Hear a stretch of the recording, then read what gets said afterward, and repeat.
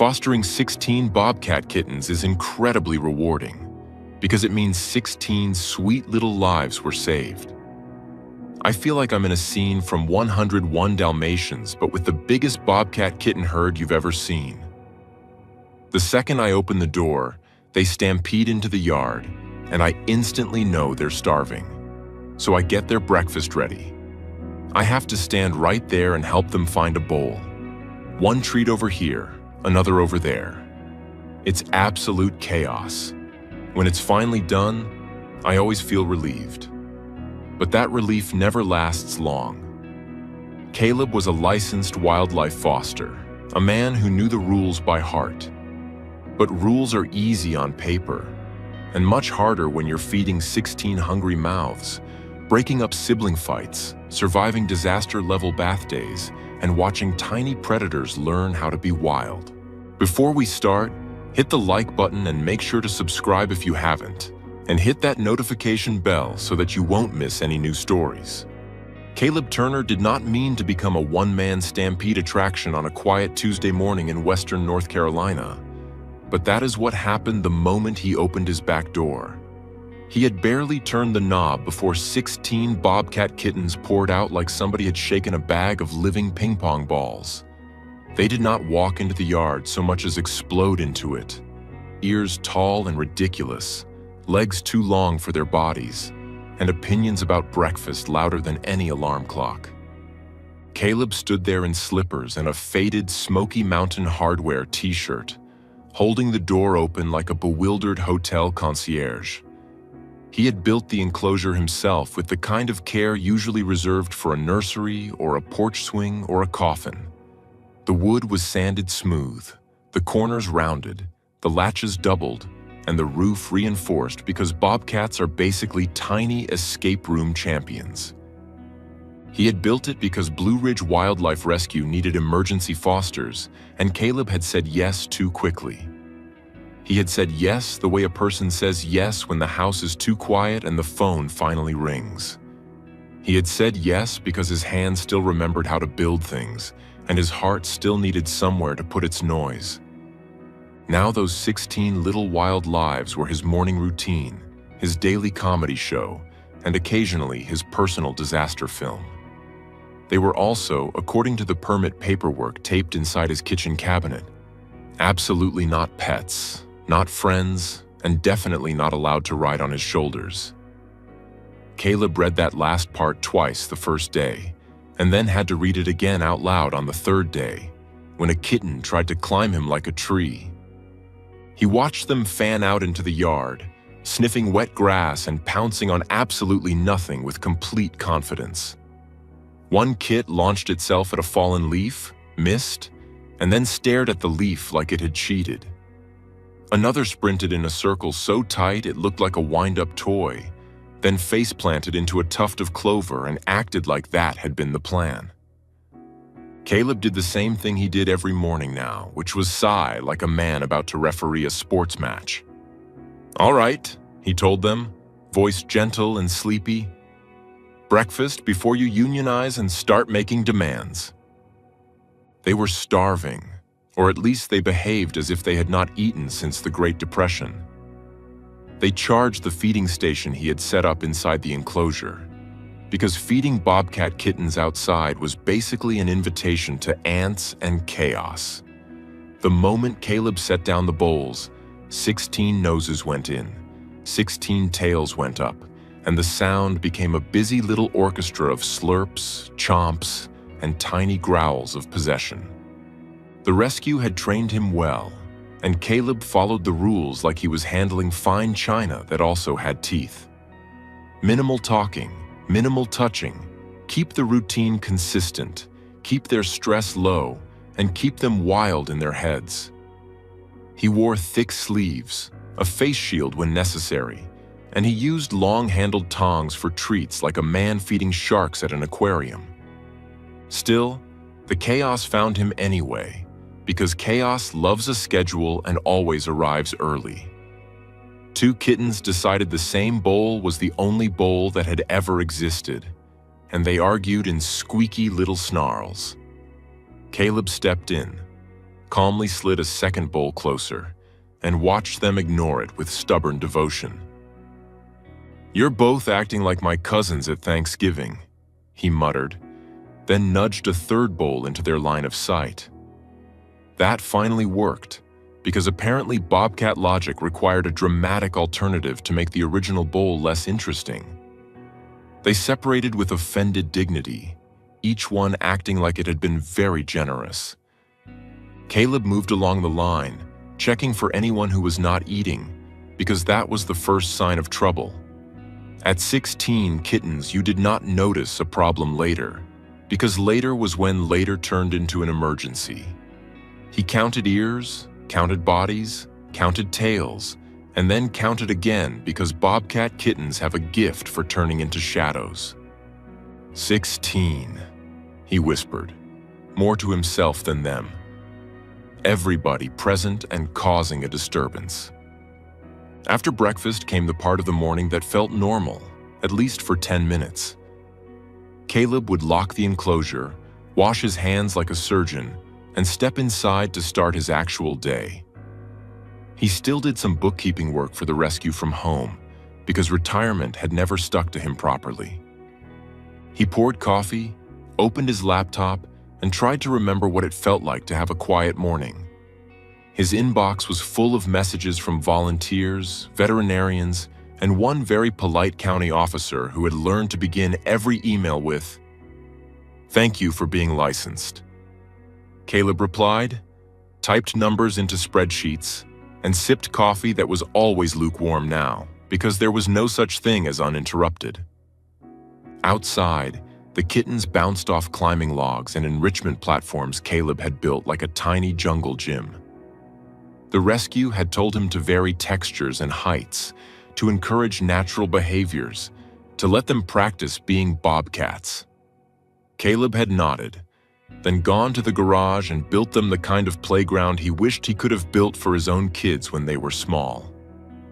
He heard the first crash at 8:13 a.m., followed by a chorus of offended squeaks. Caleb did not flinch anymore, because he had learned the difference between normal crash and something is on fire. This was normal crash, the kind that meant someone had tried to conquer physics and lost. He kept working until 9:30, because that was the next check-in time on his posted schedule. Then he stepped outside with a long feather lure attached to a pole, and 16 heads snapped toward him like he was the star of a very furry courtroom drama. It was playtime, but it was also training, because everything with wildlife was always two things at once. Caleb kept the lure moving unpredictably, letting them chase, letting them miss, letting them learn. He did not let them win too easily, because real prey did not feel sorry for you. He watched their coordination improve day by day, their stalking get quieter, their pounces get smarter, their eyes get sharper. It was impressive and, if he was being honest, a little terrifying in a proud sort of way. They were cute in the way a tiny tornado is cute, right up until it takes your hat. Caleb chuckled when one kit tried to ambush the lure, got distracted by its own tail, and ambushed itself instead. That, he told the kitten, was the most dramatic self-betrayal I've seen all week. The kitten blinked up at him like it had no idea what he meant, which was fair, because it was a bobcat. Then it pounced again and actually landed it, and Caleb felt the small warmth in his chest that had nothing to do with the sun. By late morning, the kittens were usually settled, bellies full and brains tired from play. Caleb would clean their enclosure in the calm window between awake and feral and awake and feral again. He shoveled soiled bedding, swapped out water pans, checked the fencing, and made sure no one had discovered a new way to escape. He had already learned that bobcats were not like puppies, even though their stampedes tried to trick you. Puppies wanted to be with you. Bobcats wanted to be near you only because you were interesting, edible, or in the way. The rescue had drilled it into him gently. The goal was release, and release required that they not see humans as comfort. Caleb respected that so much it ached, because he understood it in the same place he understood grief. Love was not always holding on. Sometimes love was building the ramp and stepping back. After cleaning came lunch for them, a lighter feeding, and then the part of the day Caleb dreaded more than any scratch or bite. Bath time. Not because he enjoyed it, but because the kittens did not, and 16 offended bobcats could turn a simple rinse into a full theatrical production. The rescue did not want baths as a habit, because it could chill them or stress them, and stress could lead to illness. But the night before, a storm had knocked over Caleb's compost bin, and 16 tiny geniuses had thrown a mud party in it like they had invented joy. By morning, several of them looked like they had been rolled in chocolate frosting and regret. Caleb set up a warm indoor mudroom station the rescue had approved, with towels, a small tub, and a heater nearby.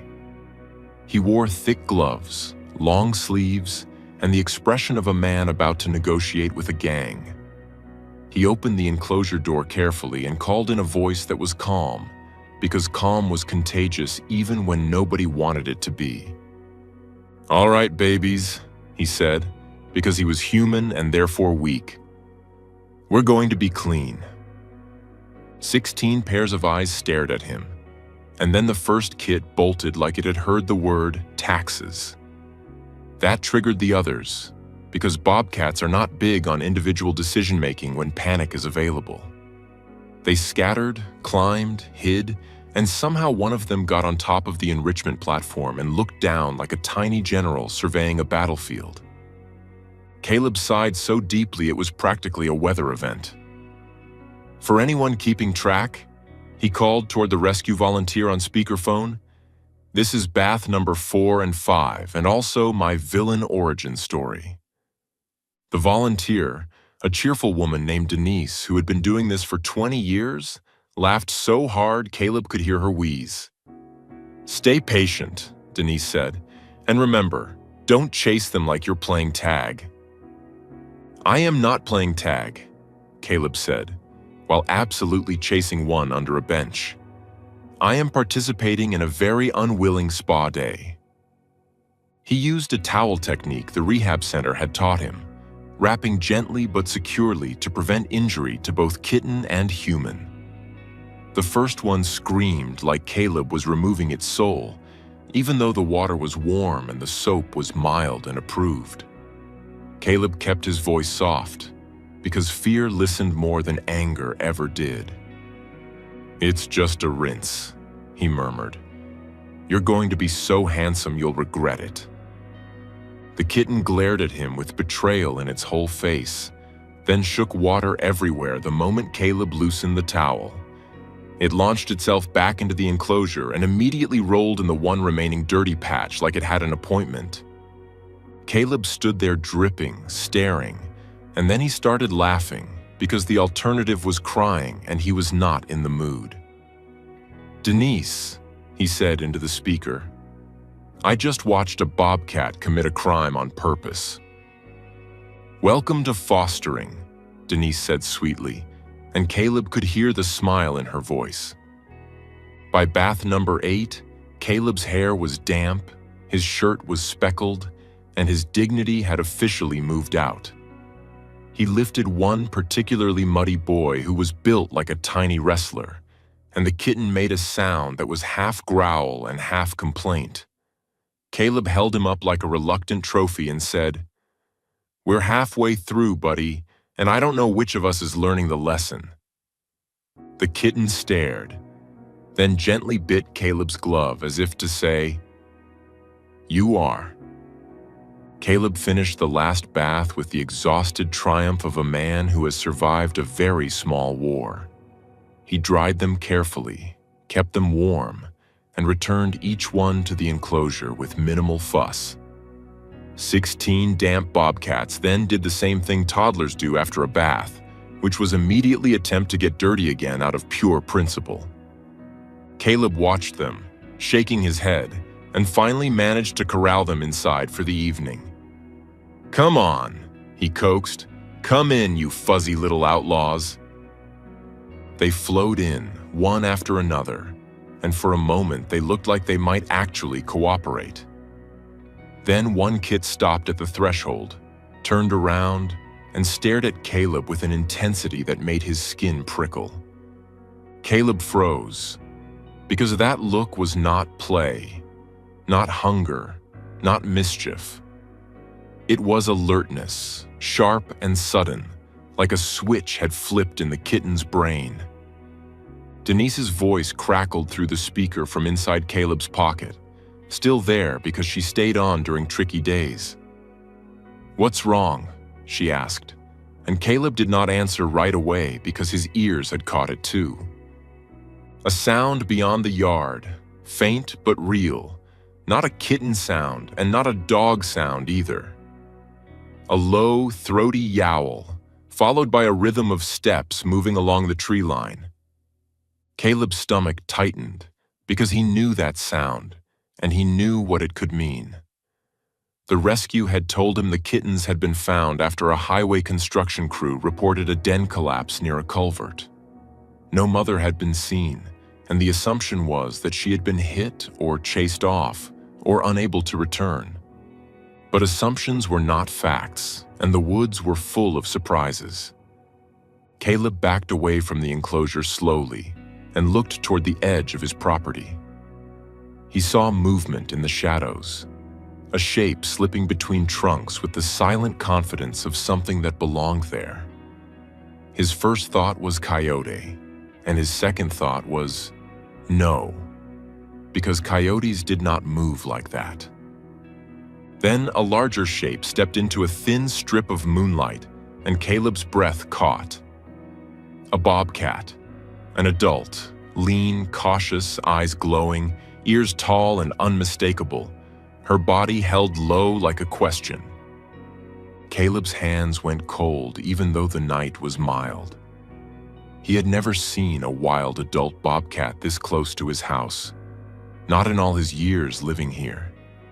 He should have felt thrilled, but what he felt was the heavy seriousness of responsibility. He kept still, because sudden movement was an invitation to fear. Inside the enclosure, the kittens went silent in a way that made Caleb's scalp tingle. Not one of them cried. Not one of them scrambled, as if every small body had recognized a language older than noise. The adult bobcat moved closer, stopping at the outer fence line, sniffing. Her head tilted, and she made a soft, chuffing sound that was nothing like the shrieks of bath time. It was a sound that carried meaning, and the kittens pressed toward the fence like magnets. Caleb heard Denise inhale sharply on the speaker when she realized what was happening. "Caleb," she whispered, "don't get closer, and don't speak too much." "I'm not doing anything," Caleb whispered back, because his voice had turned into air.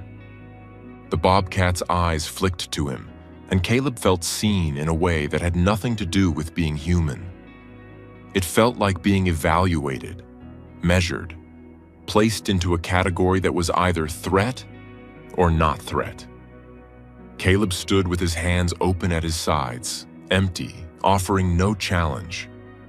The adult bobcat moved along the fence, sniffing each panel, stopping where the kittens clustered.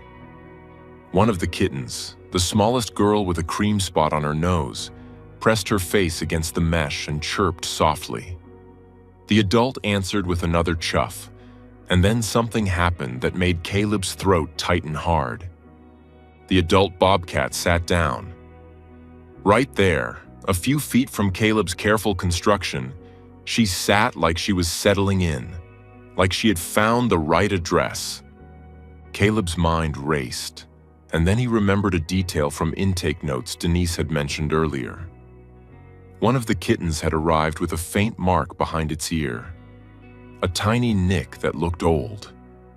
Denise had wondered aloud if the mother had been ear-notched by researchers, or if it was an injury. Now, in the moonlight, Caleb saw it clearly on the adult bobcat too. A tiny notch. A matching signature. Caleb swallowed, and his voice shook when he spoke into the phone. "Denise," he said, "I think she's their mother." Denise did not answer right away because she was thinking hard the way experienced rehabbers think. Then she said very softly, "If she is, this changes everything." Caleb felt tears sting his eyes for reasons he could not immediately name. Because it was a miracle, because it was proof, because it meant the story was not what they had assumed. It also meant there was a decision coming, and decisions in wildlife work were never simple. The mother bobcat stayed there for nearly 20 minutes, sniffing, listening, occasionally chuffing. Caleb did not move, did not approach, did not do anything except exist quietly and witness. Inside the enclosure, the kittens settled into a strange calm, as if the presence of her voice smoothed something in them.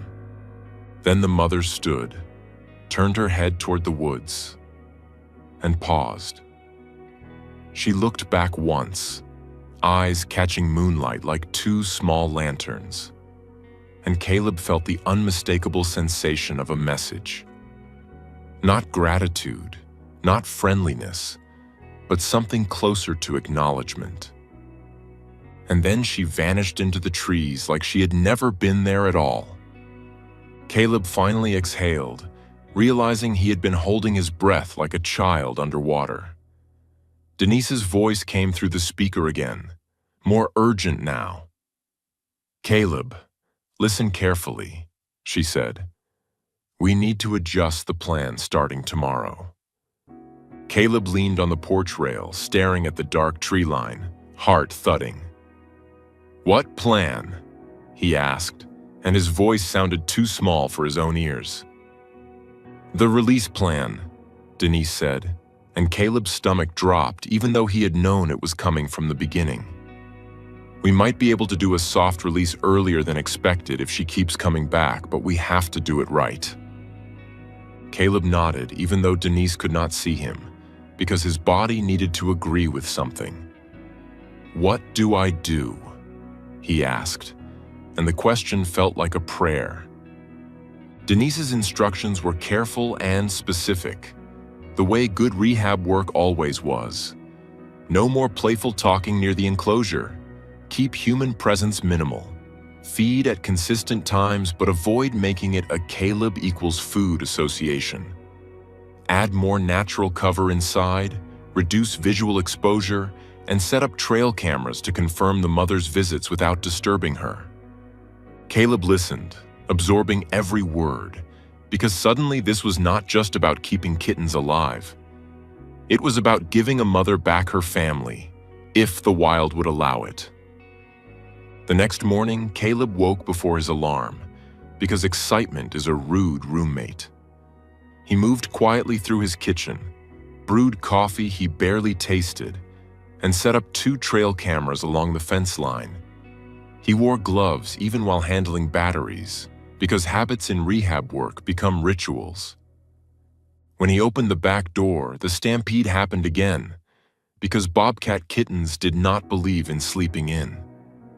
They thundered out like tiny athletes, tails up, ears forward, and Caleb could not help the smile that pulled at his mouth.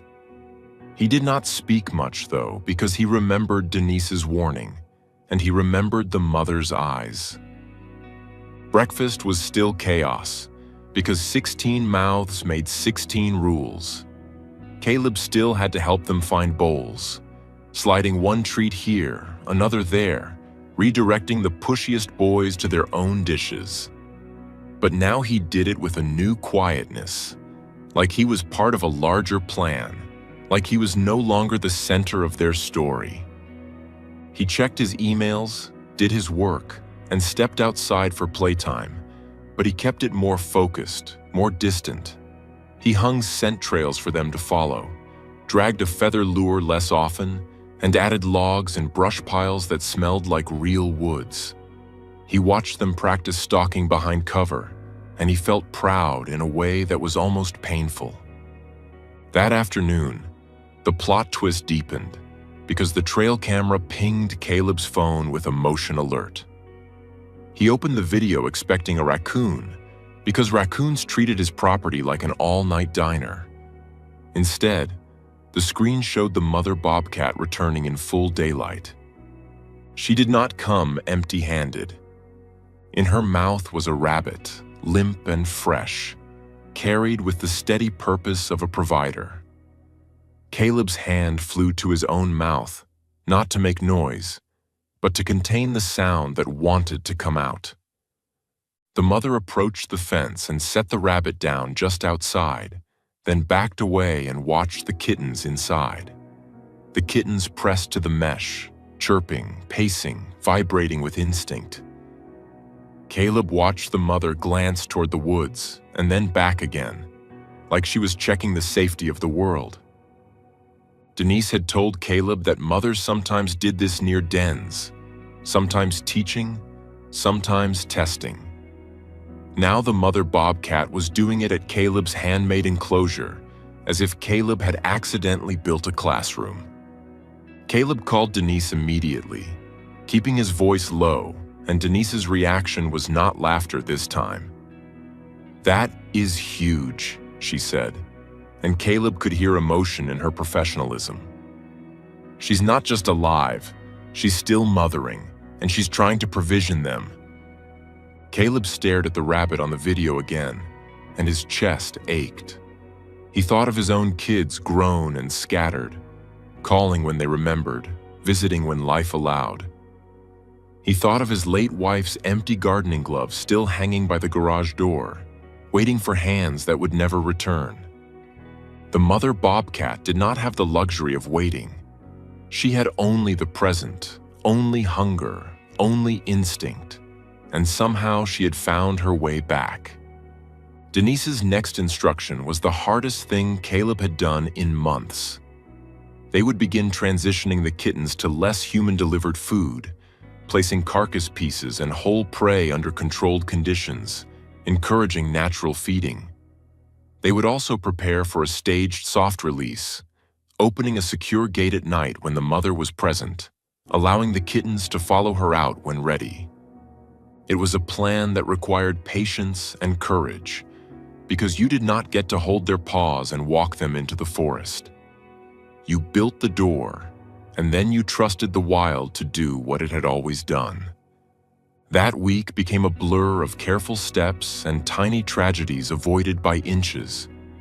Caleb reinforced the gate mechanism so it could be opened remotely with a rope from the porch, because humans should not stand close during release.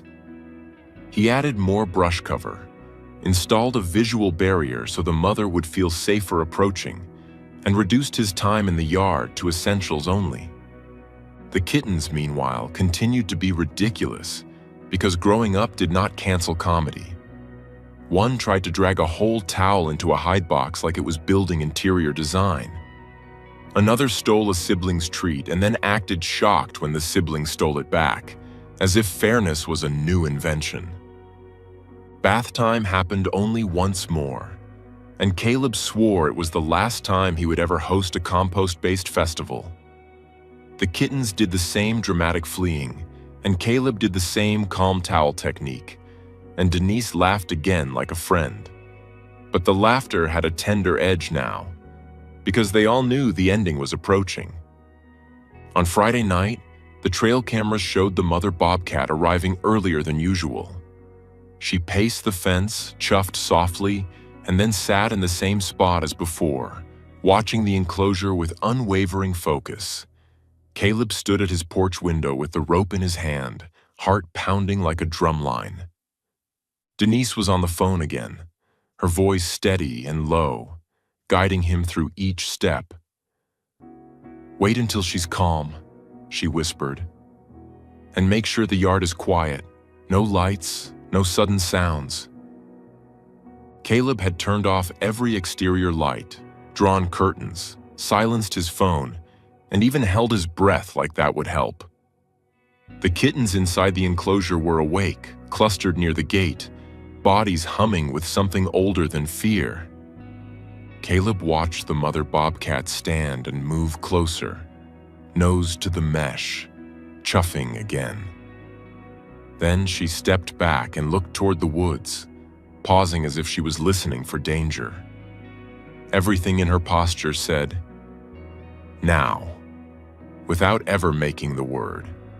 Caleb's hands shook as he pulled the rope gently, releasing the latch he had designed for this moment. The gate opened a few inches, just enough for a small body to slip through, but not enough to look like a wide, obvious trap. For a heartbeat, nothing happened, and Caleb's stomach twisted with the fear that the kittens would not go. Then the smallest girl with the cream spot moved first.